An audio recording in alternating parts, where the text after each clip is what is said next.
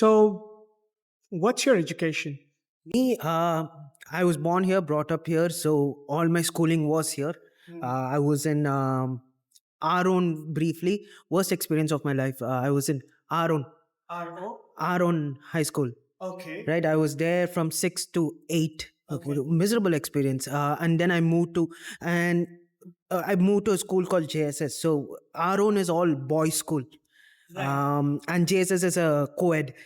I was such a complete shock, like first day you're sitting and like right next to that, they're like females sitting right there. I'm like, what the hell is happening? Like it took me like a good 2-3 months to like get acquainted to the fact that there are girls in the same class as boys. Yeah.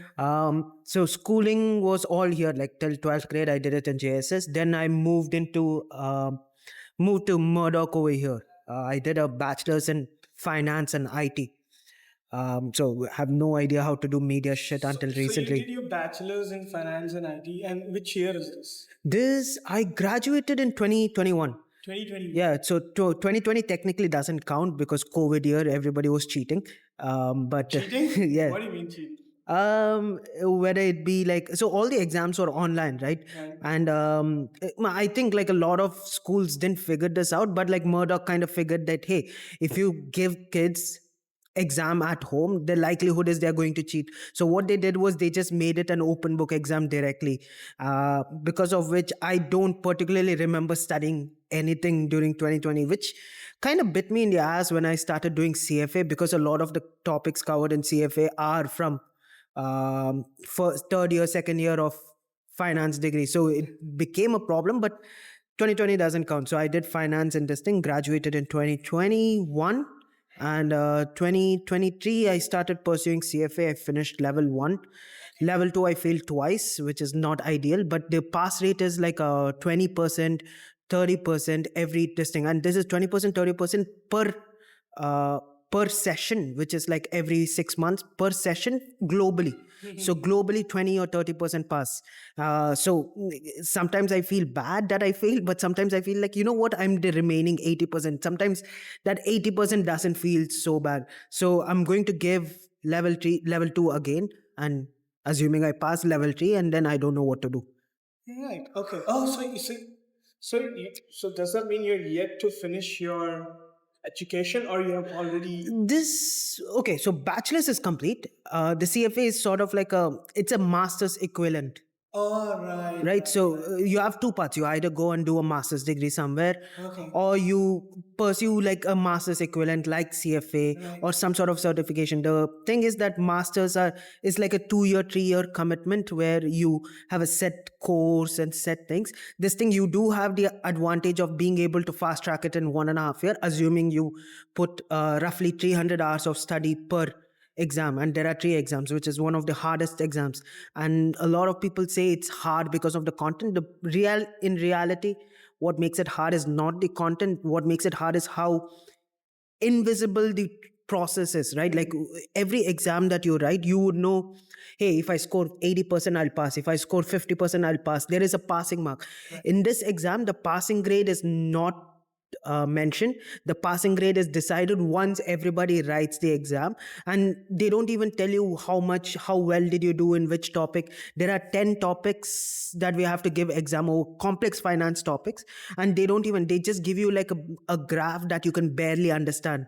And they just say, oh, you're like, they give you basically a bell curve, like where in the bell curve you lie, which is the most useless piece of information you could have, right? It doesn't, like, if it's a regular bar graph, you would know that, hey, if the bar graph correlates to 80%, I scored 80% here. Right. Right. But in a bell curve, you can't You really can't. determine You're that right. fact, because you don't know how else other people did.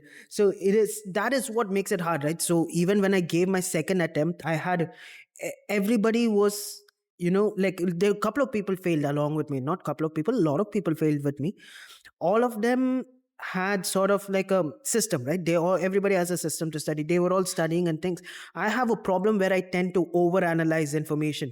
So I had this complex Excel sheet, like tracking like my past performance, my um performances with the question bank, my performance with like past year papers, all these complex data. And like went into the exam feeling like I could pass this exam, which sadly wasn't the case. But the problem is like no amount of data could make sense as long as the initial data that comes from the authority doesn't make sense, and that is kind of the problem with this. That's what makes it hard.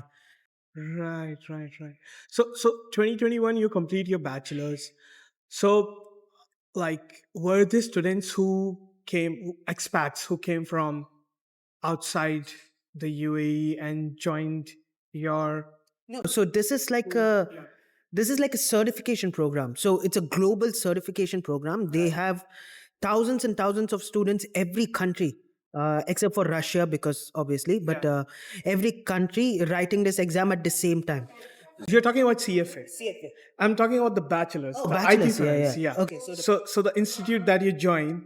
So what do you call it over here? School, college? What do you say? university. University. Yeah. So the university that you joined here, is it like are there students who come from outside UAE also and join this university? A lot of Indians, okay, Right. typically Indians who live here, but there are a lot of Indians who come from India Right. over here as well.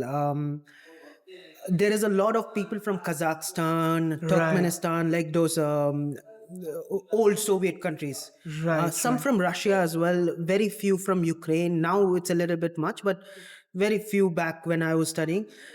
Typically, it was all Indians. It's all so either Indians staying here or either Indians. Pakistanis, quite a lot of Pakistanis. Indians and Pakistanis coming from outside or staying here, right? People from places like Nigeria, Ghana, like a lot of not African countries, not even South, like not even South Africa and those right, regions, right, mostly not African countries. A lot of Moroccans, a lot of Egyptians, Yeah. a lot of people from Bangladesh, Sri Lanka. So it was a mix, but like the Indians obviously Yeah. outpopulated all of I've them. been always curious because university for me has been one of the major part of my life. So and I always wanted to know how university life has been over here. But what I wanted to know was that, like, you have been born and brought up here. So there are Indians and Pakistanis who have been born and brought up here, and Indians and Pakistanis coming from outside who have done their education back in India or Pakistan. What is the core difference between these two segments? Born and brought up and coming from outside, right? I feel like, I don't know, I think this is mostly a my age group thing. I think this is not even the case with like age group like my sister's, she's like 20, right? So just 4 years younger than me. I don't see this as a factor now. But when I was there, a lot of things stemmed from the fact that anybody who moved from the Indian subcontinent, especially India, Pakistan, Sri Lanka, Bangladesh, some from Nepal, versus somebody who's been here, they were a little bit less tech savvy, right? People Came from outside, less tech savvy. less tech savvy, right? Like they weren't idiots by any means, right? They were really smart kids. They were really smart people, but their exposure to technology was very, very, very limited. Their exposure to technology, like to be honest with you, right? I am from a very new generation, right? Like our generation saw the evolution of mobiles. Like when we were 8 years old, we saw iPhone come out, right? So we are not like, oh, my generation had like old nothing. No, our generation is pretty exposed to technology, but their exposure to technology solely remains on the fact that it's in a mobile phone, social media, Facebook, Instagram. Social media is this thing. They don't understand that there is a whole ecosystem for productivity. There's a whole ecosystem that makes your life easier. They would be surprised. Like most of them were surprised to know there's something called Fiverr or Upwork, right? Like they were like, wait, there are people hiring you from other countries on the internet, and that's a very brand new concept for them, right? I also see that like generally with my cousins in India, like he hasn't moved out of country. He did his university in India only. He's still struggling with like Microsoft Office, right? And that is not his fault. It's mostly the fault of like the schooling system, the parents, mostly the parents, less about the schooling system, more about the parents. It, and what happens is like they always, like if you see, even I was recently in India, right? Like, and you go, I'm completely diverting from the question, but I was recently in India. There is like this whole road, right? Like you just go, it's just prep schools, right? Neat prep, IIT prep. Okay, they'll teach you one side, they'll teach you computer science courses, like they'll teach you Python and that and this and this. The other side, they will teach you like other things, like there's sewing classes, like a one full road, just classes and tutoring and tuition. What is happening is that, like, I feel like in India there is like a lack of respect for self-learning things. Right? I was lucky enough to be born here. I was lucky. I had a computer in my home. I was lucky I had an internet connection for me to learn. All these factors aside, there was still some effect that I had to take in for myself, right? Like, which is like I had to sit and learn how to code, right? Learned coding, most of the coding by myself, right? All of it was self-taught, and I had like no reason to do it. I just like to learn things, right? I learned how to edit videos on my own. I learned how to do 3D modeling on my own. There's so many things I can do. I just learned on my own. That process is not really valued in our society as a whole, right? Like my parents would see that and they'll be like, okay, cool, like, but what good is it, is a question, right? And this is translating into a system that is basically, if you don't pay for a certificate, that is not education sort of a system. So when people come from that sort of mindset to here and they had to figure everything out, they also get this kind of notion that, hey, maybe the university is not teaching me enough, maybe my tuition fee is not paying, giving me the value I want. And the problem is that the university is not here to teach you A, B, C, D, E, F, G. They are here to teach you how to form sentences, right? And if you're struggling with the A, B, C, D, E of it, you're going to struggle in school. So a lot of smart people who work really hard, who dedicated, like I wish I dedicated as much time as they did. They dedicate so much time. They dedicate this thing. They diligent. They are smart, effective. They are hardworking, and none of it matters because they didn't know the foundations, right? The found learning that foundation was kind of looked down upon. So that is the primary difference that I see. But I guess eventually they might learn, because in my 5 years of experience, I've not done education over here. But uh, talking about the job life, right? If I speak about the 5 years of experience that I have in Dubai, I feel that um, people who have come from outside, and I'm only talking about job seekers, I'm not talking about somebody who's coming for education.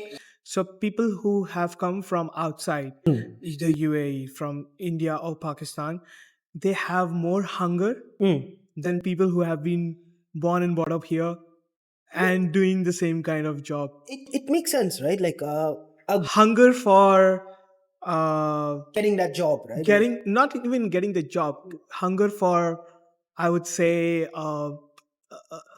like they're very competitive. So Right. hunger for achieving something, hunger for anything, promotions, getting a higher salary package, climbing up the ladder in the job scenario. Yeah. So I feel that they have more hunger, and I feel that they're more street smart. This is what I've compared. They're more street smart because they have seen far more struggle than people who have been born and brought up here. That's fair, right? Like, okay, if we take a case, like for example, my dad, right? He came here in 1998.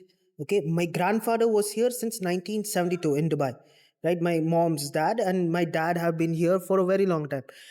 When they came in, like especially before I get into my dad, my granddad, right? When he came in, he was literally hungry, right? They were in negatives, right? Literally hungry, as in Like little no food on the table sort of a situation, right? So the objective for them is not to get the highest position in the company. The objective for them is to fill their stomach, Yes. right? And the best way to do is what he's going to do. So even though my granddad had a job, he was working in a municipality warehouse, right? He was like a warehouse keeper, but that's not where he stopped. He was like doing like left and right side gigs, side hustles. Some I would preferably not name, but side hustles, side gigs. He was running all the time, lost a lot of money, gained a lot of money. There's so many ups and downs. And that largely relied on the fact that the hunger is kind of a blind factor, right? Especially if, let's not even talk about the metaphor of hunger. Like literal hunger is, it can be blinding sometimes. right? If your sole objective is to fill your stomach, you might do things that are probably not the right things to do just to fill your stomach. It's like a hungry person stealing bread from the street sort of a Right, right, situation, right, right, right? right. How ethical is it for the hungry person to steal Yeah, bread from the street? Should he pay for it, or should yeah. he steal At because that time, you just need to fill your stomach and your right? family's So stomach, right? this does become a problem, right? And because of that, like my grandfather didn't have the luxury of like strategizing or thinking about like, hey, if this happens, what are the consequences? If this is a decision I am taking, how could it affect me? How could it affect my family? How much money I could lose? What is my risk appetite? Do I even have the ability to take that much risk? Is something my grandfather never had the opportunity to even think about, right? Like, so what happens is like he took big strides, and when he did take big strides, he lost a lot of money. And if he just sat back and thought like, hey, is this probably the right thing to do, he wouldn't have lost that money. So that hunger could be very blinding. So when my dad came in, that hunger subsided a little bit. Again, my dad was here when his family was negative as well, right? Absolute negative, like below poverty level sort of this thing. And he's done well, right? Very well for himself. But when he came in, even though he was negative, he was from a little newer generation with more exposure to different people. Unlike my granddad, who was with solely focused on getting money, my dad was a little bit more composed. He knew a lot of people. He had a better network of well-wishers, people who taught him. He was in good connections. He was in good surroundings that were like more philosophical, that were more um, that would take more data oriented. Now we call it data oriented, but back then, like information oriented Right, right, decisions. right, So right. when he came in, even though he had hunger, literal hunger, his decisions were more composed, more stable. My dad had severe spending problems, but that aside, it was all his decisions, or how he took his family out of poverty, how he took my mom's family out of poverty, all these scenarios, like he was very composed person. So that even though that hunger was blinding, he was a little bit more composed. Now my generation, like when I was born in 2000, 2 years after my dad came here. And I think like early years it was very hard. Like my mom was here, my dad was here, I was here, they had to raise a child. Rent is still not cheap, like all these things. Yeah, we were struggling a little bit. And thankfully I don't remember any of these, but we were struggling apparently. And there were decisions that were made that were probably stupid in hindsight, right? So when I have this thing, even though I don't have that literal hunger, like I can still go home and the food is ready for me, my decisions can take a little bit more time. Like if I don't decide today, nothing's gonna happen. So yes, that hunger is there, like when people come abroad, because they're starved for opportunities back at home, right? That's the reason you're here, that's the reason I'm here, that's solely the reason I'm not going back to home, right? That they, yes, they are starved, but that starving can be a blinding factor. How it's blinding is that their work could be worth a lot more. Like you and I would know that whatever work we do is worth a lot more if we both held a British passport. You cannot disagree that, right? This is a genuine fact that we actually checked with recruiters. We had recruiters on the podcast, and we asked them, hey, is this a scenario if I had a British passport, or if I was white, or if I had a South African passport and if I was white, or if I had an American passport if I was white, I would definitely get paid more. And that is without any this thing. And the reason why that is the case is the British people had a little, they weren't starved for opportunity, right? They weren't blinded by this. If you say that, hey, selling a water bottle is worth $10, they wouldn't do it for 7. But we are not like that. We are blinded by our country is blinded by hunger. And what happens is, if this bottle's worth 10, like if serving this bottle's worth $10, they will do it for 1. So that competitiveness, although it's kind of appreciate, like you can appreciate it, it's not worth it. It's in the long term, it's causing more harm for themselves, it's causing more harm for the. I think times have changed now. It hasn't, I would say it hasn't. I think times have changed now because when, y- like, because I'll give you an example. We're searching for editors on Upwork, right? And guess who were the highest charging Indians. editors on Upwork? but you still have like people from African countries doing it for dirt cheap, right?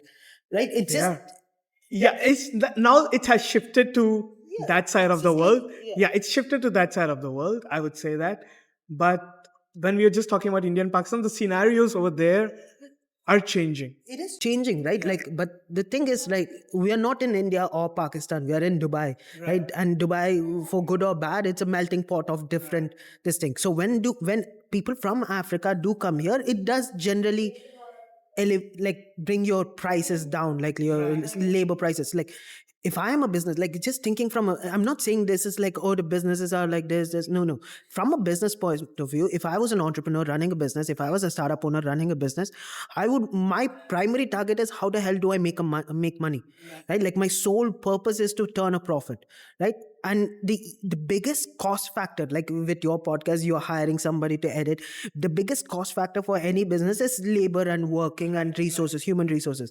So if somebody is offering the same services with the same set of skills for significantly cheaper, it doesn't make sense for me to hire this thing. So initially, like maybe like 10, 20 years ago, you would see a lot of Indians getting hired more frequently. But now, Because of the same factor. same factor, but now you would see Indians are getting hired lot less and lot less and lot less, because there are more cheaper labor, Comparatively lesser than. yeah, cheaper labor in the market. So whether we like it or not, these things do affect us. Like our another example, right? Like my family friend, okay, he came to Dubai. He took a job. Okay, he's an engineer. Okay, he's a civil engineer. Okay, one of the most wanted professions in Dubai, right? Civil engineer, right? He came here, took a shitty job at like 5,000 dirhams, because for him that 5,000 dirhams was already an upgrade from what he was getting back at Chennai, Yeah, of course, yes. right? So Because he's almost making 10 times of what he. Yeah, correct. But again, that is the blindness problem of hunger, right? In Chennai, his cost of living is not that expensive, right? His home is like a 200-300 rupees ticket away, right? It's not expensive. Food is not expensive. Stay is not expensive. The cost of living is extremely expensive here, right? You go up and down to a supermarket, you will easily spend 20 dirhams minimum, right? There is nothing you can buy this thing. Back in the day when my grandfather was here in 1972 and stuff, they used to, my even my dad, like 1998, I'm not even going that far, 1998, my dad used to eat lunch, breakfast, lunch, dinner for 2 dirhams, right? Now 2 dirhams is bottles. You don't. Right, so this, yeah, the cost of living equation is something mindset is not even composed to. And another factor is that work has price, right? And hour of me spending doing something has a price. This is a factor that it's generally not in India. So this vacation I went to this place called Kumili. Tekadi Kumili. It's like Kerala, Tamil Nadu border. It's a hill station, nice, beautiful place. It's perfectly green and everything. And our resort was like in a place where you open the door and it's just a jungle, right? You can see all the wild animals. You could see elephants, zebras. We were supposed to see tiger, but the tiger didn't come out. That hotel has like, they don't have a washing service or cleaning service, but they were happy to lend their washing machine. We went in. The washing machine was a manual washing machine, old manual washing machine. None of the buttons work. All it does is spin. Okay, the water doesn't flow in, everything. So you would spend so much time sitting with that washing machine, and they're cleaning the entire hotel's laundry with that machine. Okay, this lady is just there like an old lady. All she does is just washing, because it's so much effort. Like what you would typically put in a washing machine, press it at 45 minutes and leave. This lady has to stand there and do the entire thing on her own, which should have, you could have employed her to do something more productive if you just spent 1 days of rent. Okay, we're not talking about too much money. A day of rent for the entire resort could fund a washing machine, right? Automatic washing machine, right? But that math doesn't add up to people. Hey, if this lady is spending 45 minutes standing in front of the washing machine, just pouring water, pressing the button, pouring water, pressing the button, rinsing it, waiting till it this thing, she could have been employed to do so much more, to scale the business more. Like, if they thought about this, like, that is the problem, right? This is like a sort of like a homestay resort sort of situation. If they taught at this level, like where they could employ people more productively, they would be competing with Hiltons of the world. But the reason they're stuck in that small place with a one single building that they got passed through generation is because they can't do that math. That math just doesn't add up. See, in this case, what I feel is that they've got too comfortable with whatever they are earning with that hotel, Yeah. right? And there is someone in the whole family. There's one generation that would come up and bring out the revolution. So it's that. So even in jobs, it's the same factor. Like, people, the management gets comfortable with the way the company is running and everything and how they are earning. But then there's somebody like the change in management. Yeah. They hire a new CEO or a new senior director, senior VP, This is and what we then call this guy brings the revolution and changes yeah, the whole organization. Like, he gets into everything and changes everything, and then there will be a time when he would get lethargic. lethargic or stagnant. I would say, I wouldn't say lethargic, but stagnant. And things would go the way they are, and there would be certain problems that need to be solved, and then there's another person who would join that organization and bring those changes. This is what we called a principal agent problem in finance, right? Like a very common example, like simple thing is like a principal and agent are not typically aligned. So for example, if you're the CEO of the company, your goals for the company may not align with the board of directors or the investors. Right, the investors want a quick profit. The CEO probably wants to do some revolutionary shit that's going to change the world. These things almost always, that's why you have governance structures in large companies where you have a CEO, and the CEO is never part of the board of directors. The board of directors represent investors as a whole. And this is the point of this is that look, if the more you think about it, like the ultimate thing is comfort, right? Like they're comfortable with what they're earning. And if they're comfortable with what they're earning versus you and me trying to, like, we're sitting on a Saturday having a chat, we're trying to figure out how the fuck do we turn a profit out of this. Who's more hungry? Us, right? We are more hungry, right? And they are comfortable back at home. You would see that, right? Like back at home, people are more comfortable. I was in India. There were people doing like very small scale businesses in India. They're like, they have like a phone shop that barely turns money, barely costs them anything. They're just there, they're just vibing. Okay, every day 6 o'clock, okay, we all play football. Like everybody comes to the football field. Like I'm talking about like 40, 30 to 70-year-old people. They all come to the football field. Not, to be honest, they're really good at football, right? Like I was struggling to play against them. I'm fucking 24 and I'm struggling to play football against a 70-year-old guy. He's like dribbling past all of us. And the reason he can dribble past all of us is he's playing every day. And the reason he can play every day is he's comfortable back at home. While we are not, we are like struggling. Right, we just, all I've seen is struggle. Like I've seen my grandfather struggle, I've seen my dad struggle. Now I am like thankfully not struggling as much, but it's still a struggle. Right, the struggle is still there. I'm not going to magnify that struggle, but there is some sort of struggle. So I'm trying to bring out the conclusion from this conversation that we are having. So does this mean that generally people who bring the change, or who bring a revolution, are those people who have less compared to the one sitting on the top? Yes and no. Yeah. Right, like it depends on what kind of revolution are we talking. Like there's like, if you're talking about economical or like personal. Economical, let's talk about economical. Like, I grow and the world grows with me. Yeah, so economically speaking, if you grow, the world sadly doesn't grow with you. That's a very common misconception we have. Right, like the system that we have in place, like the capitalistic structure we have in place, is not supposed to be I grow, everybody grows with me sort of a system. Right, we're not in like Soviet Russia or like China, right? And not even China is also probably bad. We are not in Soviet Russia where it was communist governments where like, if I grow, the government is helping everybody grow along with me. There was no oligarchy there. right? There was no one rich person, 1% of the world. Everybody was equally poor Or rich. or rich, right? That rich and poor only happens if there is disparities. If there's no disparity, who's rich, who's poor, sort of situation comes in.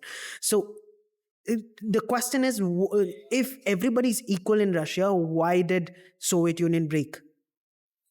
Right? If everybody was equal in Russia, why would the people just break out of Soviet Union? Right? And the other question is, if everybody is not equal, and if there is a poor and rich in our modern society, why isn't the poor creating a revolution right now to change the world? Right. Right? We 100% know for a fact there are more poor people than rich people. Right? You can name rich people in your hand, but you can't name every single poor person. Right? So if the poor people just vastly outnumber the rich, why is there not a revolution?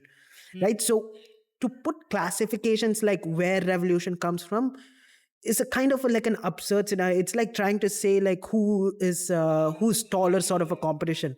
Right? It just doesn't make sense. It doesn't matter who's taller, who's shorter. It just doesn't matter. Like these things are just like forces of nature that just come and go. There's like no single source of truth for, or no single source of point for a revolution to happen. If you realistically see, right, a lot of the revolutions typically are funded by rich people. Right? It's just that what we call revolution is basically what the rich people have translated into this thing. You take India for example, right? We had this beautiful revolution where we kicked out British, right? And we gave it to rich people. Right? It's sure, it's a revolution. We kicked the rich white people and we give it to the rich brown people. It's as simple as that, right? Like, so did you, at the end of the day, like from independence till date, do you think you won in this equation? Not really. You haven't won. If you're Okay. not Ambani, Adani, Yeah. you haven't won. Right. Right? Yeah. If that is my metric of success, yes. It's not just metric of success. Like I'm not just doing it on based on wealth. It's not about like me throwing the most expensive wedding ever. Right? The metric is if the governance, okay, it doesn't matter if BJP is in power, it doesn't matter if Congress is in power, it doesn't matter if both of these are somehow defeated and Aam Aadmi Party comes into power. Adani and BJP, Adani always has the political party's ears. Right? Every law, every regulation, every rule that is made in India is in favor of Ambani and Adani. Right. Like that is winning the system. Okay. Right? So let's conclude this. Yeah. So in your definition, who is that person who can bring a change in an organization? In an organization. Right. Let's not talk about a country. Let's not talk about bigger scale. Let's talk about just an organization. Who is that person who can bring a change? If it's a small company, it can be the founder, it can be the co-founder, the CEO. No, I'm not talking about. I'm not talking about designations. I'm talking about the characteristics or the personality of the person, or what kind of society that person comes from. It doesn't matter. It doesn't matter. No, it doesn't matter. Everybody's equally stupid. Right? That's the equation you want to work under. Like if everybody's equally stupid, like people, again, it's the comfort question, right? People are just comfortable. They just go and do their work, get their package, fuck off. Right? Nobody has the incentive to change shit. Right? So in an organization, if something has to radically change, it has to come from the top level management. And the top level management can vary based on their characteristics. There's no set characteristics. Anybody who claims that, hey, if you're this decisive person, if you read 15 books a day, if you're if you're networking, you can change it. No, it's none of this. It's all a pipe dream that somebody's trying to always sell to you. Okay. It's probably a nihilistic view of things, but like I just genuinely believe like even like from a political background, like I'm an anarchist, right? I don't believe in governments, I don't believe in systems and all these things. So all these sort of thought processes makes me a very nihilistic person at the end. It's fine. Let's go back to 2021. So after 2021, that's when you have completed your bachelor's. So what happens after that? When do you start Dollar Diaries? The Dollar Diaries, we started in 2023. Okay, 2 years I was working as a product manager. I was working in a VC firm. Right, my job was to figure out if a company is worth investing in. Right, I just go in, like spend a month there, and go to dig through everything. Right, dig through everything, like how they do tech, how they manage the company, how they what the tech is. Right, and typically people who invest money don't know tech. Right, so my job was to say like, hey, these guys are kind of fucking up your money. Right, these guys are probably not doing a good job, these guys are probably overspending. So that was kind of my job. It was a So you were like a consultant to VC firms. sort of, my job was due diligence, like my initial, like first I did couple of projects where I go in into pre-invested companies and go in and see where the problems arise from. uh, and then largely a lot of it was like, before we invested, I used to do due diligence, like, hey, are they really pitching something that is feasible? Because everybody likes to pitch a rocket ship to Mars, but nobody is going to build it. Right, so that was a job, like, Only a few. not even a few. So it's just again, it's a pipe dream problem. Right, no, like, unless you have the unlimited pockets of Elon Musk. And by the way, Elon Musk's pockets not unlimited, he just have good investors behind him. Right, so unless you have the unlimited back pockets of other people like Elon Musk, you're not going to build a rocket ship to Mars anytime soon. Right, so the after that, like, I figured like I wanted to do my own thing.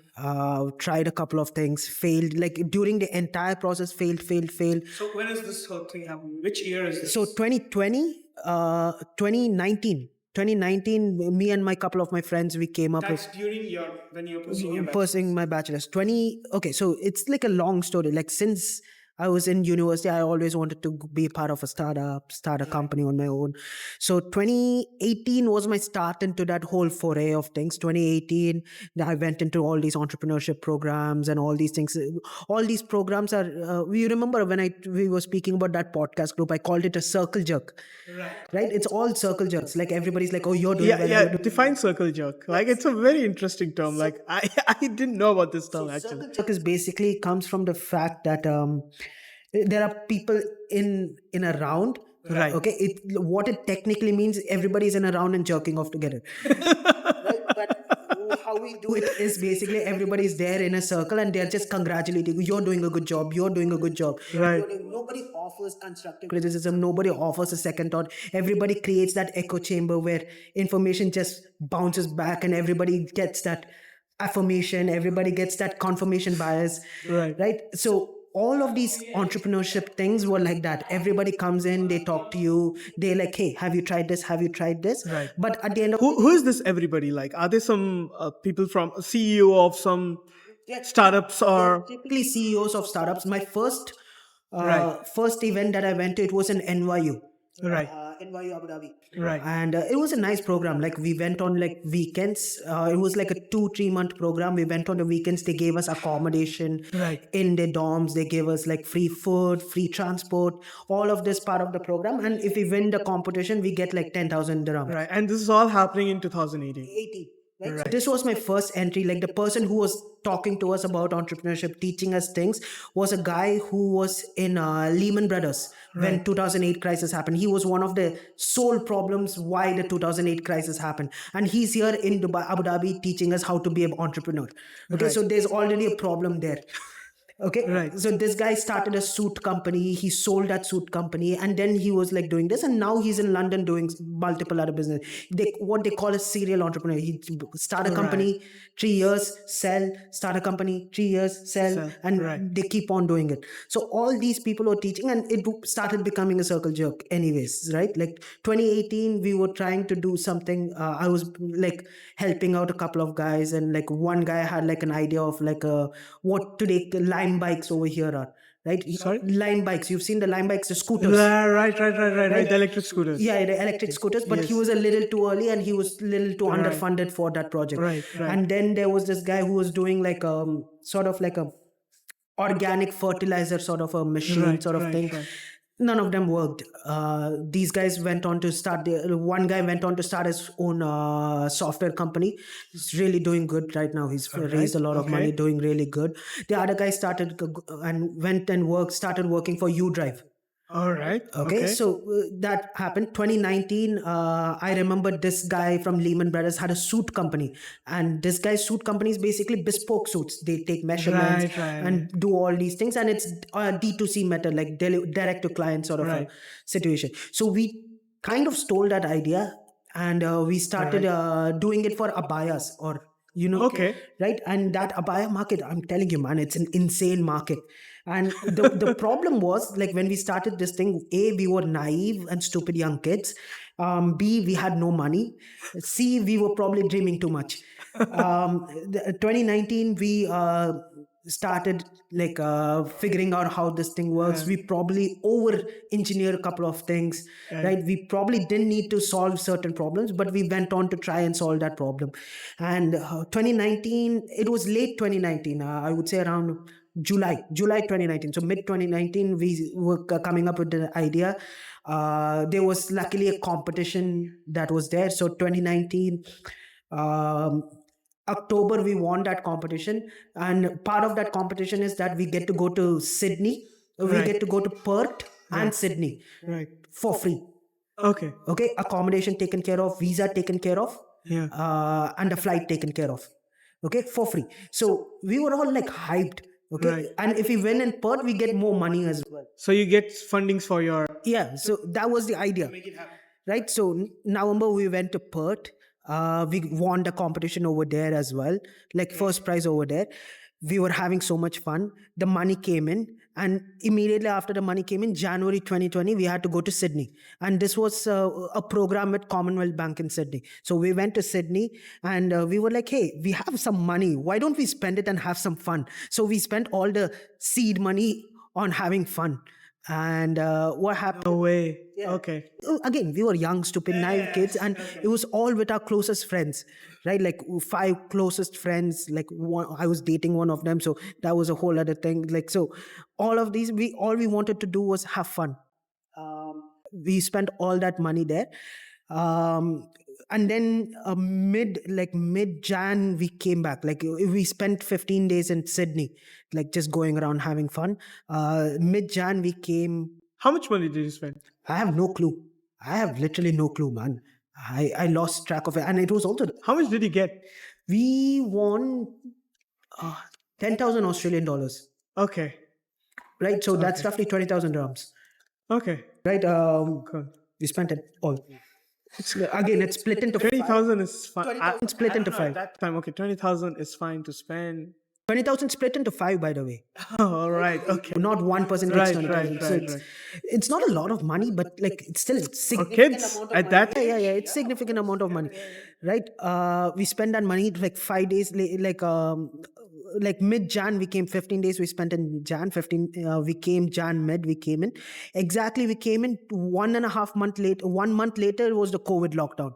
Right. And before the COVID lockdown happened, we kind of had a plan of how we are going to launch, because we had enough data to say that this is a model that works. Because we went in, like, we used to spend, like, in 2019, late 2019, we used to hit up Starbucks and different coffee shops. Anybody who's wearing like an abaya, we used to go talk to them, ask them, hey, how do you get this abaya? Where do you source it from? How do you get it sized, fit, measured? We asked them like 20-minute questions. Like, we done that for over 600-700 people. Right? This was not like, and this is coming from like young, stupid, naive kids again. Right? We spent all this time, we had like 600-700 people telling us directly, yes, we will be your customer. One thing we had to do was fucking launch. Okay, we were getting ready to launch, everything's there. Okay, our core premise of the business was that somebody comes to your home to do the measurements for you. Right. Which kind of fucks things up because of the COVID lockdown. Right. So I like to blame the COVID lockdown, but in retrospect, would we have been able to launch it? Probably not. COVID lockdown was for 1 year, right? Yeah, 1 year. So you could have started after that. Yeah, but like after that, what happened? 2021, final year of university. Everybody wanted to go have a career. So people must have got some of them must have already got some job or. Yeah, so I had a job. Right. I had a job. So it's more the future looks more secure with a job or. Yeah, so we weren't ready to, that risk appetite has died down. Right. So that happened. Like, but I was Time you had nothing to lose. Now you have something to lose. So kind of right. So that was 2020. All went in a dud, like completely the worst year that I've had. 2021. 2020, late 2020, me and one of the people who I was working on the Abaya thing, we kind of had this premise that, hey, the online classes pretty fucking sucks pretty much, right? Like somebody's teaching, we all our cameras are like on, but like we don't give a shit. Like these were things. So we were like talking to our professors and everything, and we sort of created this system which translates your facial recognition into understanding. So if I'm teaching you, I would know how much understanding, right. how much you're understanding. I'm not talking about how much you're paying attention. I'm talking about how much you're Understanding. understanding Okay. inside, right? We designed a system. We wrote a paper. We published a paper. We came on like national newspaper and everything. And then the next strategy was to kind of figure out how to monetize it. Yeah. So my colleague, she got a job, a good job. She couldn't put in time. So it was just me. I had to find a couple of other people to kind of figure it out. We were trying to figure it out. And one of the people I was pitching to get investment was my future boss. Right. He was like, hey, these things don't add up. Like there's something, a lot of things. You should kind of have to learn something. I'll put you in these startups. Come work for me. So that's how it happened. Quit my job, went started working for him. Then in the meantime, parallelly, I was trying to pitch it to schools and everything. And what we figured out is schools and universities don't exist to teach students. They exist to make money. And like when I'm saying something that is going to cost them money and teach students better, it kind of goes opposite why they operate. So after like 1 year of struggling to sell the product, 1 year of struggling to develop the thing, what happened, we kind of had to abandon the project, right? And that is like a factor, right? Like if you spend so much time, it's kind of a painful process to abandon it, but sometimes the abandoning is part of the process. 2023, early 2023, we abandoned the project. 2022 I was trying to run it. 2021 we started. 2021 we pitched it at Jitex and everything.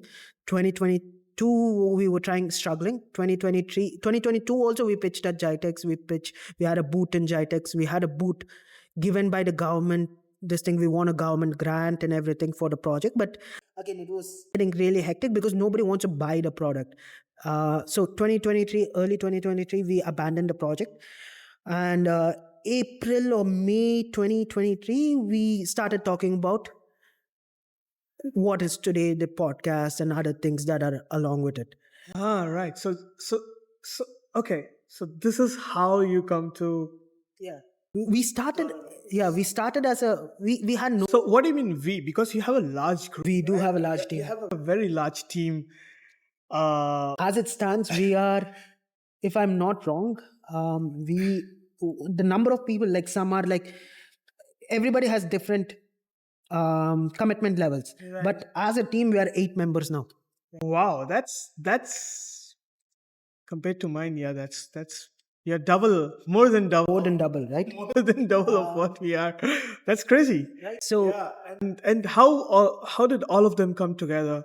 it's a fun. I was again the person in the middle sort of a situation. So when it sort of started, what happened was that I was talking with my childhood friend, that we used to live near neighbors. We used to play football every weekends together. Like I've known him since 2013 or 2014. Right. Like the closest childhood friend I have. Me and him, we were starting to talk about, hey, we need to do something. I'm getting a little itchy because like I typically can't be idle. I just need to do something all the time. Otherwise it fucking bugs me the fuck out of me. So we were having chats and everything. We initially thought of like selling shoes, selling shirts. And then we were like, hey, there is this one target market that nobody really caters to because they don't have the spending power, which is the youth population, right? The youth population don't necessarily have a lot of people focusing on them because they don't have the spending power whatsoever. So let's do something with this, but we don't know what to do. So we started like with a small WhatsApp group that had like 10, 20 people. And then our problem was like, how the hell do we get more people inside.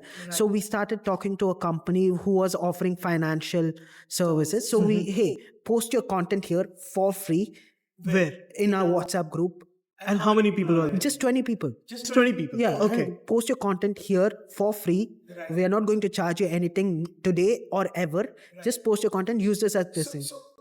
I just want to get a little bit of clarity. So, who are these 20 people? They are like Our friends. they are your friends and looking for some financial exposure, some financial advice. Yeah. Most of them were forcibly added in the group. All right. Okay. So that's how you started. Okay. Then the question became like, how the hell do we even bring more people in? Right. So the typical marketing funnel comes in, right? What's the top of your funnel sort of situation? Right. We were like, hey, let's start a podcast. Okay, maybe that will convert more people. We started the podcast in August of 2023. So as of now, 1 full year has gone by. Wow. Okay. 35 episodes in, 36 coming out soon, 37, 38, 39, 40, all recorded. Wow. Okay. The question was like, let's start a podcast. What should the podcast be? Let's bring in guests. Let's bring in this thing. Let's bring in different types of people. Then the question is, how the fuck do we bring in guests? Like, who wants How do we get? Yeah. That's the biggest challenge. to invite to a podcast that doesn't exist? Right. Like the next question is like, where do we shoot it out of? Like, how much thing the podcast studios are expensive. Like what, 450 dirhams an hour? Right? We don't have that kind of money. It doesn't. We had that money because I was working. Everybody was working. Realistically speaking, Why would you spend 450 an hour for each episode? And how many episodes are you going to shoot in a month? that's exactly the point, right? And you can't be like, hey, 1 hour is over. I don't have the budget for the next hour. Right. So let's cut the conversation. Right. Like, you can't just cut off Right. guests like that. So we had to figure out how to do it, and we found this free space in the Emirates Towers in this thing. And my dad is like a huge audiophile. Okay. So he had mics at home. I had a DSLR camera at home. My friend had a DSLR camera at home. Another person had DSLR camera at home. We all brought that together, and everybody, like, we pitched in like 200-300 dirhams for like cables, and stuff, SD cards, all these small things, and we started shooting. Okay, first 3 episodes absolutely miserable. Somebody speaking, the voice comes later. Because we didn't know like none of us knew jack shit about like audio editing or video editing at all. 4th episode, I brought in my friend who's a full-time content creator. She's like a freelance content creator. Right. Her entire job. Have I met her? You haven't. She was in India when you guys were shooting. Right. She came in and she was like, why the hell are you guys doing like this? You could do this thing. Next day, what we did is like, I have this problem of creating decks, like PowerPoint presentations for everything. Right. Everybody I talk to, I have a PowerPoint presentation to explain the full situation. That's not a problem. That's a talent. That's skill. Yeah. So set up a PowerPoint presentation, took it to my friend Liz. Okay. I was like, hey, listen, this is what we're doing. This is what the idea is. This is how our future should technically look like if everything goes. So Liz is the content creator. Yeah. And I was like, Liz, would you like to join us? I met Liz. You met Liz? Yes. I met Liz. No, you met. She's the photographer, right? Yeah. I met her. Okay, you met her. I met Liz. I met Ghazala. Oh yeah, you. Was the You met Liz. You met Liz. the co-host, right? With Correct. You met Liz. So I was like, Liz, please help us, join us. Okay. So she was like, yeah, fine. Okay. So 5th episode or 4th episode, her episode we shot, and we had to scrap the full episode because it was just miserable. So we had to record her all over again. so she came to your rescue. Yeah. So she came in and we were like, hey, help us with this. Then 4th episode onwards, everything became good. Fourth episode, you recorded again. Yeah. So you called them the guest again. We called Liz again. So it was Liz. So it was fine. So the guest was okay. So the guest was Liz. Yeah. Okay. 4th episode's guest was Liz. We shot the full episode. Right. Scrap the full episode. Liz, come again. Let's shoot again with your methods. Right. Everything started like making sense. Everything started like she was helping. The promise. So Liz is like the pratik of her. The exception is that the one promise I had to make to Liz was that no editing ever. Right, because she's a lot more creative person. She's a lot more intelligent. Editor takes the life of you. Yeah, editing's miserable, right? So the only promise I made to her is no editing. There might be some fixes if we fuck up really bad, but more than the fixes and the patching up work, no general editing. Until date, like 1 year passed, she still hasn't edited an episode. Right, all edited by me. right? And I have like no skill. Like I had to learn, like Liz had to teach me a lot of things I learned from YouTube. And that was this thing. So fourth episode onwards, everything started making sense. Fifth episode was good. Sixth episode, we had a big guest. And at that time, like with barely any followers, barely any subscribers, it was a huge deal. Okay. He was like an ex EY guy, Right. right? Ex-EY guy. He's an author, all these things. And this was our biggest guest. And this point, what is the size of the team? At this point, the size of the team was me, Guhesh, Liz, Aditya, Emmanuel, Jamila, six of them. Oh, six of them. Okay. The problem was like two of them weren't really in it, right? Like one of them barely showed up. The other guy was genuinely busy. He had like a different lifestyle. Right. It just didn't work out. Nice guy, we're still friends, but like it just didn't work out. Jamila barely showed up, and it was kind of getting a Right. bit problematic over a period of time. Anyways, like six in theory, but only four actively coming in every day and doing the work, right? We came in, first guess, it was a big deal. We didn't know how to handle it. We were like really nervous. We figured it out. But then after that, then the spiral started coming where like we started getting more good guests, more good guests, more good guests. That's how it happens, right? Yeah. What we figured in that first season of 13 episodes is that we actually enjoyed talking to people more than anything else. Yes. So because of that, like what started as like that 20 people WhatsApp group, it did grow to like a nearly 150 people group organically. The problem, however, is that we were just not committed enough for that group. So till now, till date, the problem is how the hell do we bring that group alive? How do we make it more alive? Sort of a situation is something we are still struggling with. But it became like that marketing channel. Every episode, it gets dropped in that WhatsApp group of 150 people. Out of 150 people, at least 20, 30 people will watch the episode. That all translates to views.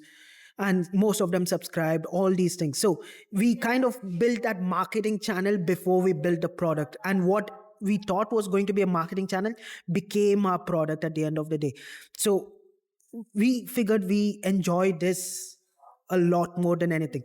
So one season's over, second season, we brought in even more good guests, right? Like more guests, more CEOs, more entrepreneurs, more startup founders, a lot more things.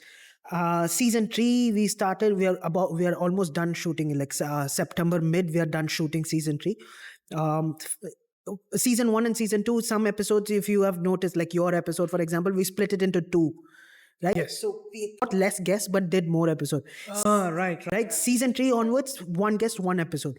So 15, like we've done more guests this season than any other seasons. But you made it shorter. Made it shorter. We optimized the conversation. I'll tell you something. I have to confess about something because I guess we took the inspiration from you in between of like, because we were shooting big episodes like 1.5 hours, and we were like, okay, like, let's split it into two halves and post it. But we were like, we are doing a lot of work here. No, we realized that like the two-parters doesn't work. It doesn't work. Yes, it doesn't work. You're right. It didn't work for us. And the problem is like, how the hell, like some people yap a lot. What does that mean? Like talk too much. Right. Like, Okay. for example, me, right? Talk a lot. They take tangents, right? And that becomes a problem. So we had to figure out how the hell do we somehow, because we can't shoot for 3 hours and somehow make it into a 45. Yes. Right? So the question is, how the hell do we do it in a way that we shoot much shorter and about 90% of the content goes in. So the part came in is that we need to research the guest. And Right. what we have over here is like a Notion page. All the guests, who we had, who we have, who we shot. So some of these things, so for example, this is a guest that we are trying to, like we haven't confirmed a date with her, but this thing. So We need to learn a lot from you. this is the research, right? This document, I send it to the potential guest. No way. No way. You guys can start your own podcast. Look, there's more. No way. It's all color coded, right? What the topic is, what the questions are going to be, references if there are any. I'm so ashamed of myself. We don't do any. Right? This is the research we go in with. Wow. And sometimes it comes in handy because what we had recently is a guy, I don't want to say names, Right. but we did the research. He has like a very flagrant personality online. Right. We don't agree with everything he says. So you called him as a guest. The fact is, they reached out to us. All right. Right. Right. He had, They reached out to us to feature him? yeah, so his team reached out to sent us an email. So he's that big that he has a team. Yeah, All right. Okay. he has a team. He has books.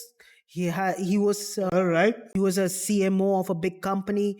Now he's running his own business. Anyways, the point is, like, we knew something was a little bit sus. Like, now we shot the episode. Right. I don't want to name who it is, but we shot the episode. It's coming soon. And for that, I have a 25 page dossier on this guy. I read his book cover to cover. Okay. Okay. We found out he has several shell companies in Bahamas, Virgin Island, all registered under his dad's name. You want this to be on the. Yeah, go for it. It's fine. Are you sure? Yeah, I'm sure. Okay. Because I have the receipts. Like, I have nothing to. Right? We found out how many books he sells on Amazon. We found out how many views he gets on his pages. We found out how many of the comments on his Instagram account are bot comments. Right? I wrote a code to scrape his entire Instagram account. You wouldn't believe it. Like we've done so much research. Like, we know the guy back to front, and there was a lot of group effort involved. So these were the questions. These were the research. So we actually found out these are the shell companies in his name. And this is all available on the internet. Yeah, it's just you need to know how to find it. We found out where the most of his traffic for his online courses come from, right? All from this particular country. We found out like how many of his Instagram comments are bot comments. So we found out like How do you get all of this information? it's just like There are tools. There are tools to do it. Yeah.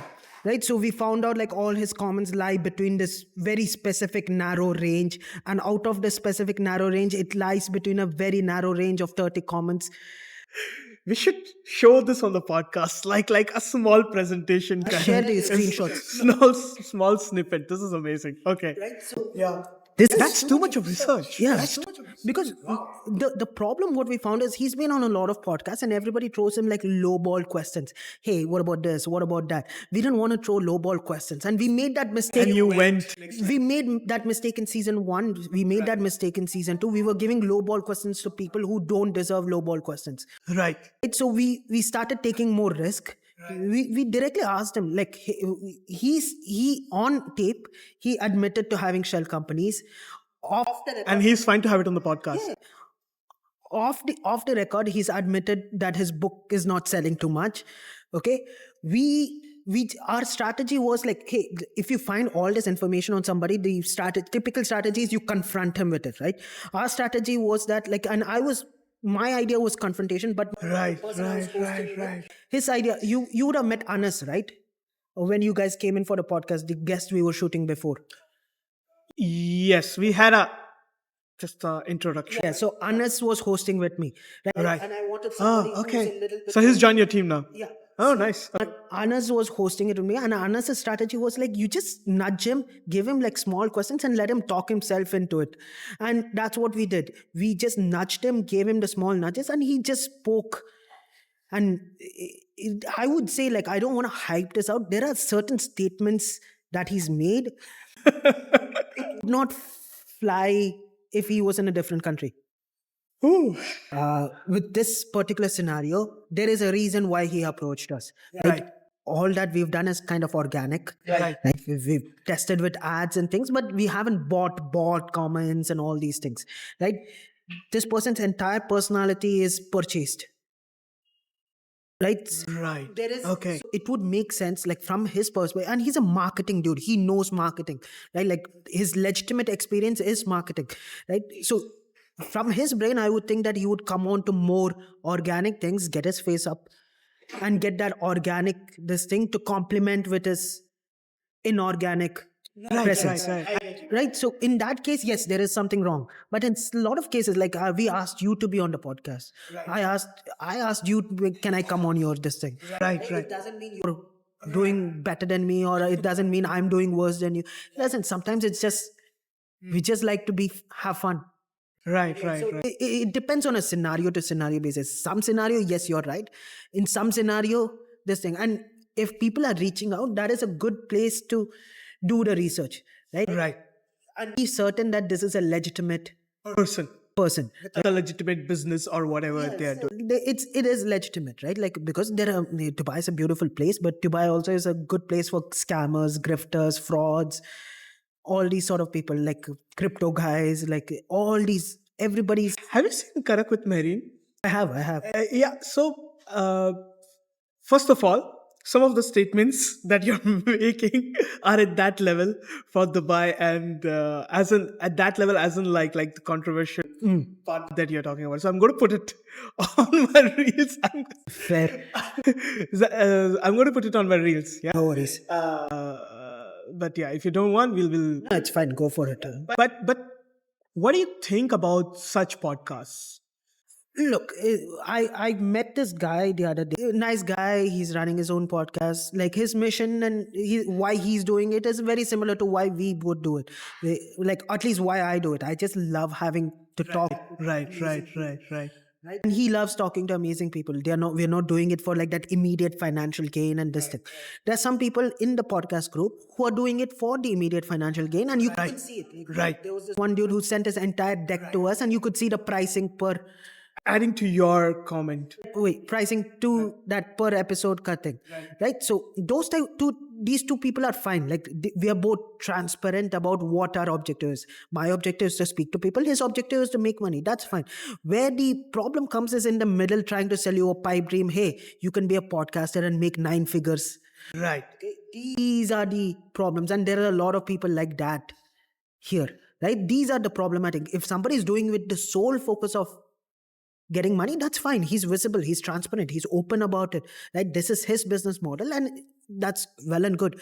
My business model is like, hey, I want to do all this. I want to provide free services to my audience. I want to provide something free to the guests. I want to provide value to both, and I will make money through advertisements and this thing, right? So it's just two different business models, and it's transparent business model. It's fair, right? Anybody who sells you pipe dreams of how you can be a podcaster full time, make 9 figures, live in a villa, these are the problematic personalities. Right, right, right. So, like, what do you think is the scenario of podcast in this region right now? I see there are too many Arabic podcasts with a lot of subscribers, a lot of followers, but as per what I've seen right now in my experience, I haven't seen that kind of following for an English podcast in this region. There's a couple of things, right? Like, one, it's a saturated market, right? It is saturated, extremely saturated. With the fact that companies like Podster and all these companies exist with the sole focus of providing rooms and equipments for podcasting has made it a saturated market, right? The other thing is that if you see all these podcasts that have a guest on, right, you would see every podcast that you've seen will rotate between the same 8 or 9 guests. Right. They will have all of them will have that same 9 guests over and over and over again, right? No, I've never. You take 5 podcasts, you will find 5 common guests between all of them easily, right? That is because, like, some of these podcasts are run in a way that they charge money, right? And who's going to pay money is the same people who's going to pay money to all of these. So the reason Sorry, how does this work? okay, so let's say I am having my podcast. For you to come on my podcast, I'm going to charge you 2,000 dirhams. Okay. So if I am kind of catering to that particular type of clientele, that clientele who pays to be on other podcasts, you're only going to get that clientele. I'm not going to get guests outside. All right. So, okay, I didn't know such kind of business So existed. Okay. so because of that, what happens is, like, if you're paying me 2,000 dirhams, right, the objective for you is to get visibility, uh, get some fame, get some traction, etc., etc. So my objective doesn't become the conversation. My objective becomes, how do I make these clips go viral? Right, right, right. Episode could be complete trash, but if my reels go viral, that's what you need. Right? Nobody's not a lot of, like, if you look at the funnel of things, there are more people tuning into that 1 minute clip than the people who are tuning into that 1 hour podcast. It's a common. So what you're talking about, people paying to be on a podcast, is somebody coming for their own promotion, right? Yeah. Yeah. Okay, I got it. Okay. Okay. I was like, there's just some random guy who just wants to be on a podcast and is paying the podcaster to be on their podcast. It's like film promotions. Yeah, It's like promoting their organizations or business. correct. It just becomes a marketing channel. It becomes a marketing channel, right? What happens is, like, the reason why these things don't have a lot of listeners or a lot of traction is the sole fact that it's clips first, conversation second, sort of a scenario. Right, right, right. Thing. It's a good thing for their business model. Right. But if somebody is paying to be on a podcast, it also means that that podcast has huge growth in this region and has following and has a list of subscribers, right? It does, but some of the things are not that hard to kind of replicate it. It's not that hard to uh, get it. No, so It's not like, if you, realistically speaking, right, like, if you have 200 dirhams, okay, which we didn't, which we thought it was a stupid thing to do, but let's just say you have 200 dirhams, overnight you will have like 2,000 subscribers on YouTube. how? All you have to do is run ad on one episode, that's it. 200 dirhams, that's it. Seriously? Yeah. We Would you suggest to do that? No, because it doesn't matter. Like, if you have 1,000 subscribers or 2,000, 1 million if only one of them tunes in to watch it, what's the kind of the point? Right? Like, I'd rather have 10 subscribers and have all 10 of them. Growing organically. Yeah, rather it's than going to take a lot of time, this thing. But the point is that it is not hard to replicate. Yeah. Okay? And this is not unethical to replicate either. They're promoting. Instead of a company doing the promotion, there's a third person doing that promotion. That's it. Right, right. It's not unethical. It's not this thing. It's a very straightforward business model. Their business model works in a way that I am going to promote this episode. I'm going to charge you 2,000 dirhams. I am going to use 200 dirhams out of that and promote that episode and get you that many views. It doesn't seem like a bad business model, right? Seems like a pretty Right, straightforward right, business model. right. Oh, wow. Right? On Instagram, okay? You are a marketing guy, right? Like, you would know how much an Instagram ad gets you. Right, right. On TikTok, it's even more wild. Like, you spend like 200 dirhams on TikTok, it will get you Yeah, insane views. Yeah. right? So when we look at it, like, it just doesn't make sense for the type of thing, our business model, it doesn't make sense. I think that's how it should be, right? Like, if you want your foundations to be strong, if you want to create a community, right, of yourself, you have to make sure that you are growing organically. Yeah, Because people who are subscribing to you organically or following you organically are actually the people who want to watch you. correct. Right. You might like see this scenario as well, right? Like, when you have 70 subscribers or 80 subscribers or like 20 subscribers, you will have more views than subscribers.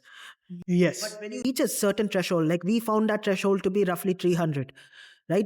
Right. Okay. When we reached past 300 is when we found out that there are only two to 500 people who are dedicatedly watching episodes. 50% of them, they're subscribed because maybe they like us, Right. us, or they like this thing. There are multiple reasons why they subscribe, but they don't dedicatedly watch these. Right. This is like every people have this thing.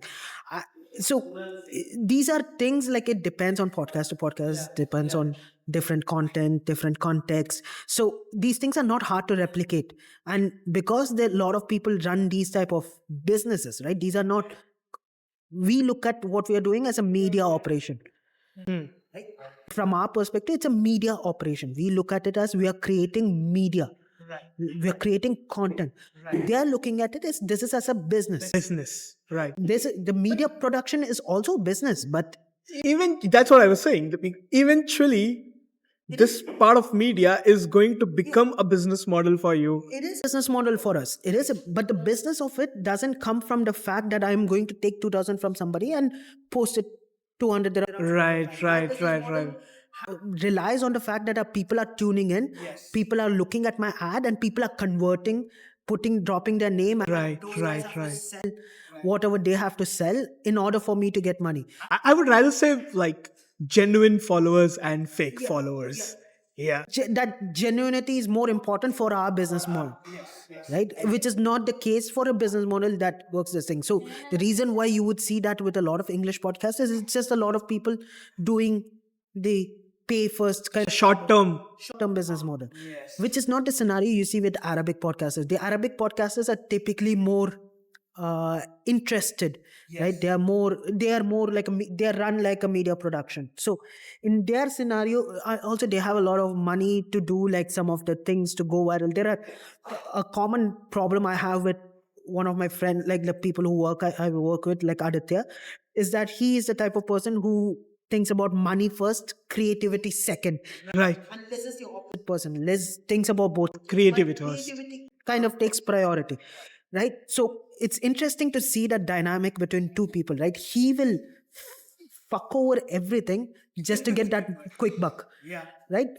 Liz will fuck over money to make it the best beautiful product possible. I think that's the balance, right? Because one person thinks about money and another person thinks about creating. Yeah.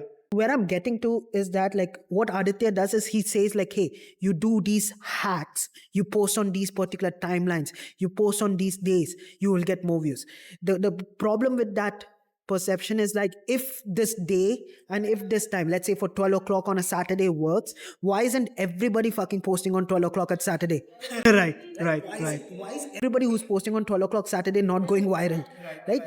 These hacks don't make up for the content, right? So good content comes first, then the hacks, right? So the point is that like if you are focusing on the hacks, that good content is never going to come out. Yeah. And a lot of the people who run Arabic podcasts, they have the opportunity and the resources to focus on the content plus the hacks, and that is something us strapped for resources are don't have the luxury of doing. That is something we have to slowly figure out over time, and we are fine with that. You're right. So something that I learned from YouTube is that when you're posting YouTube shorts, it doesn't matter when you post. That's for sure. YouTube and TikTok, it's for sure. Like it doesn't matter what time of the day you're posting. If you have like if the content is right and if it's engaging. You know what we found out about TikTok? What we do is we have this buffer account. Okay. I think you might say the same thing that we found out recently, but yeah, I'll let you. Buffer account. Okay, we schedule LinkedIn, TikTok, and YouTube Shorts from Buffer. Okay. What we found out is on TikTok and on Instagram, if you schedule posts from a third-party service, we just get 0 views. Pratik said that to me. We just get 0 views. This was Pratik's It's such a nightmare, right? Because they want you to use their services only, and their services are pretty shit. Okay. What we also found out on YouTube is we made the unfortunate mistake of saying Modi's name the week of election. Okay, we didn't even talk about politics.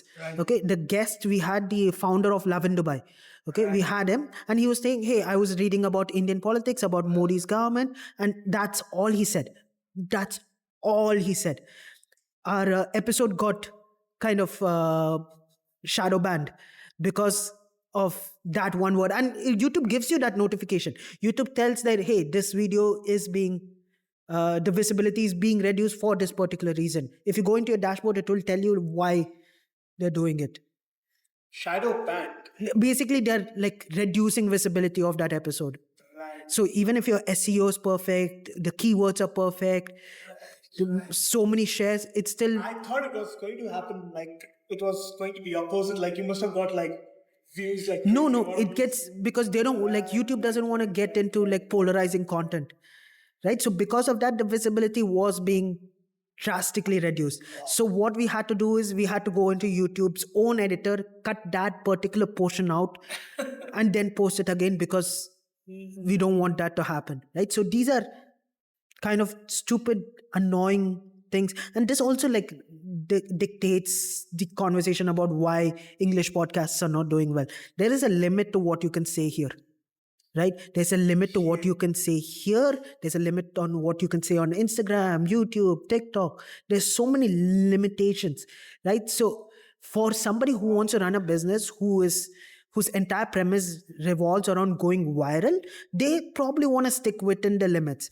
For me, it doesn't matter. Like I can say some shit, and if it gets taken down on these social media platforms, it's fine. I'm ready to take that risk because my content doesn't revolve around the fact that it is going to go viral, right? So they have to, it's a business decision. It's a fair, honest, ethical business decision they have to take. And at the end of the day, even if it's a mistake, you are learning from it. Yeah. Right?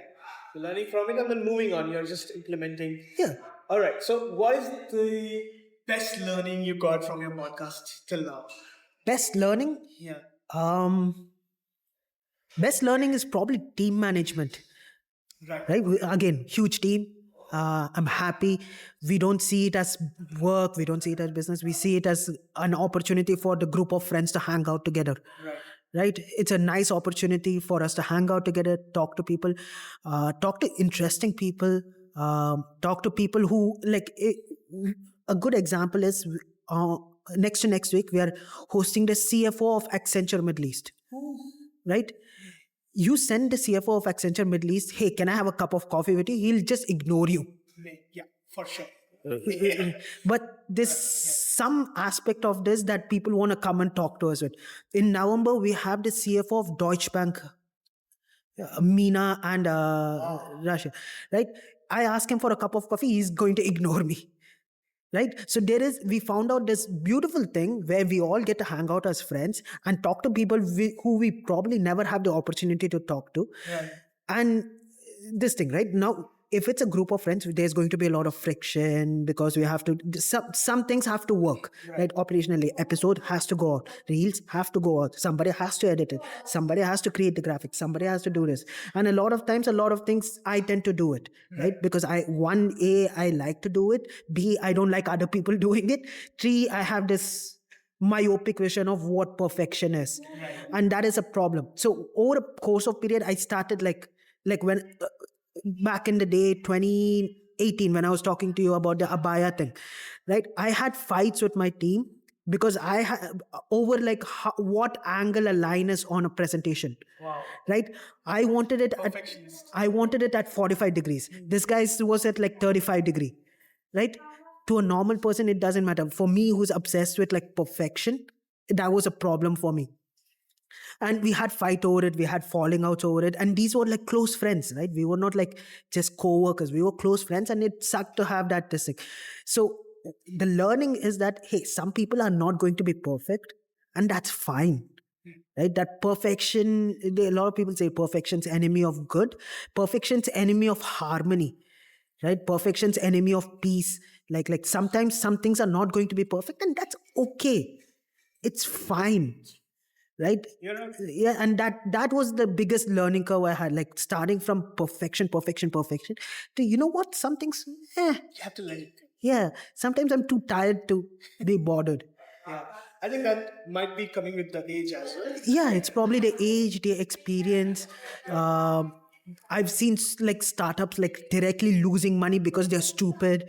I've seen startups losing money because they start micromanaging things instead of just letting go. So all these learnings, all this age, and probably also working with the same set of people, like the same set of people I used to have a falling out with, I'm still working with the same set of people and they seem to be fine now, right? So it's just that maturity is probably that learning curve. Last 2 questions. Go for it. So I feel that in UA, especially in UA, podcasting has just started. And this is going to boom. Okay. What's your opinion? In UAE, Yeah. it's not going to boom. It's not? It's not. We're not in the United States where there is a ecosystem of entertainers, there's no ecosystem of creators, there's no ecosystem of startups willing to trust creators to push their brands. This ecosystem doesn't exist in Dubai. And the reason why it doesn't exist in Dubai is A, it's young, B, there is no regulation. There's no, I would say there is too much regulation on what can be said, what can be this thing. In US, you have like the First Amendment, I think. First Amendment or Second Amendment. One of them is gun, one of them is free speech. The free speech amendment in US says that I could literally be a Nazi, right? I could literally say we should kill all No, you people, right? cannot. In US, okay? Okay. Under the legal statute, that is completely legal. Okay. Okay, this is a type of system that we don't have back in India, Okay. right? In India, there's in Uttar Pradesh, there's this new law. Have you seen that? So in Uttar Pradesh, there's a new law that's being enacted. Say if you're posting for the government, you can make up to like 8 lakh rupees. The government will pay you 8 lakh rupees. But if you post against the government, they have the right to imprison you from anywhere between 3 months to a lifetime. Okay. Okay. That's some weird law. I've not heard about Yeah, it. it's called a new digital media or digital media policy, something, right? It's only in Uttar Pradesh. They're testing it out in Uttar Pradesh, but if it works out in Uttar Pradesh, it's probably going to come to this thing. So like the US is uniquely situated in which you can say the most absurd, wrong, vile, disgusting things, and you're completely protected by the law. And that has an effect on the content and the media you're producing. Okay, because you have the ability to say the most wild things. And typically, if you're from a marketing background, you know wild things go viral, Right. miserable things go viral. Like every industry we see, right? Let's say, for example, the mobile industry or this cup industry. Every industry competes on who makes a better product.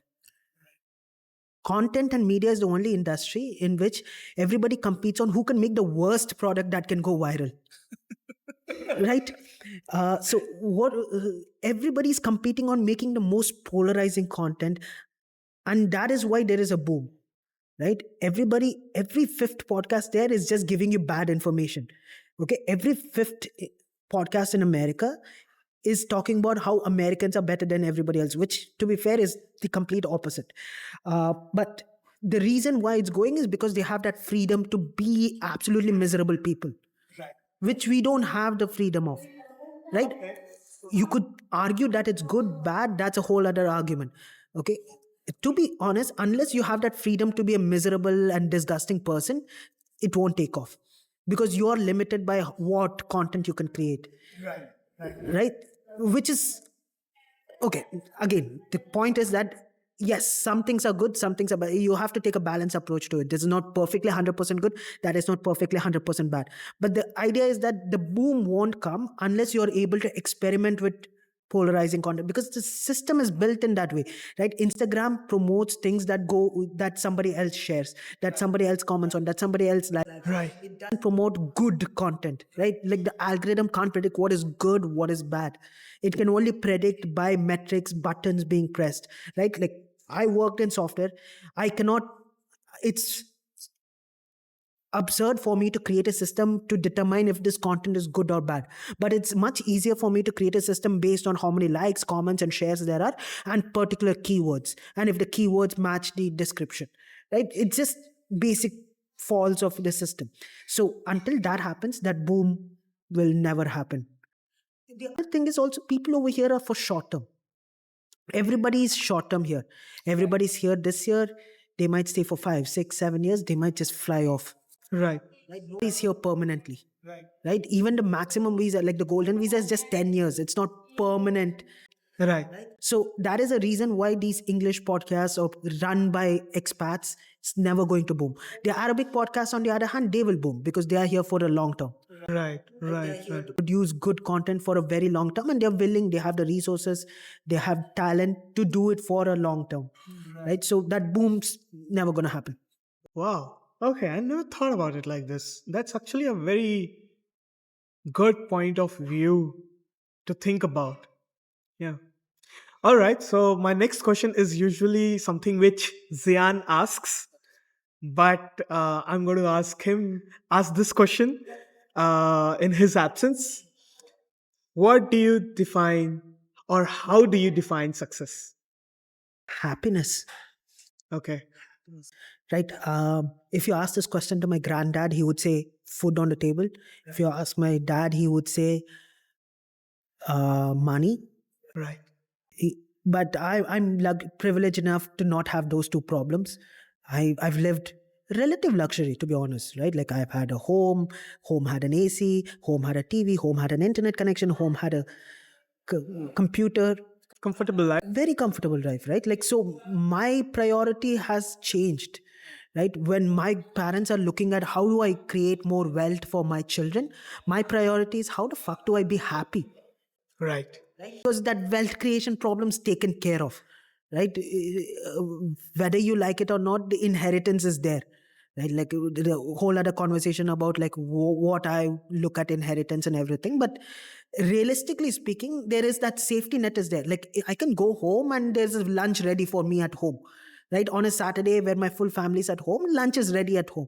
So my prior success has been like how happy I am.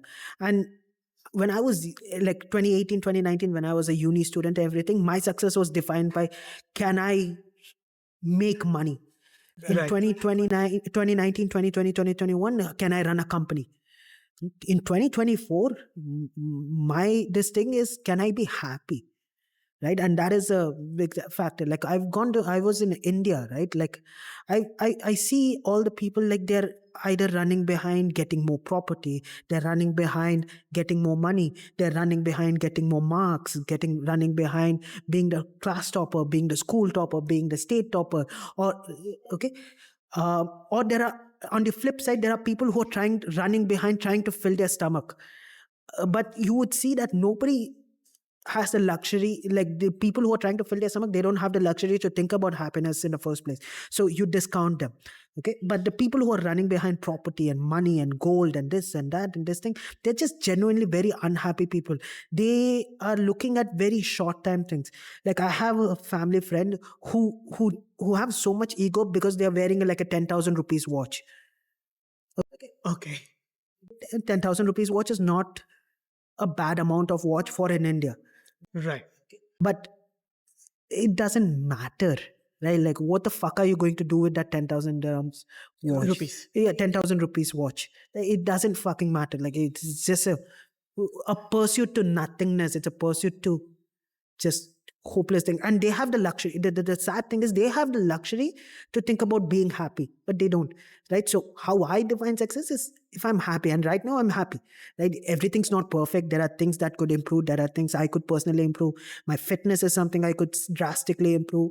But in an overall picture, I'm happy.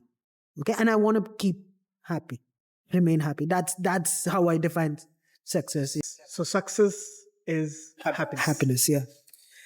Thank you so much, Abu Bakar. Thank you so much coming to this No worries. podcast. I'm missing the team. I was And I miss the team myself. Like I'm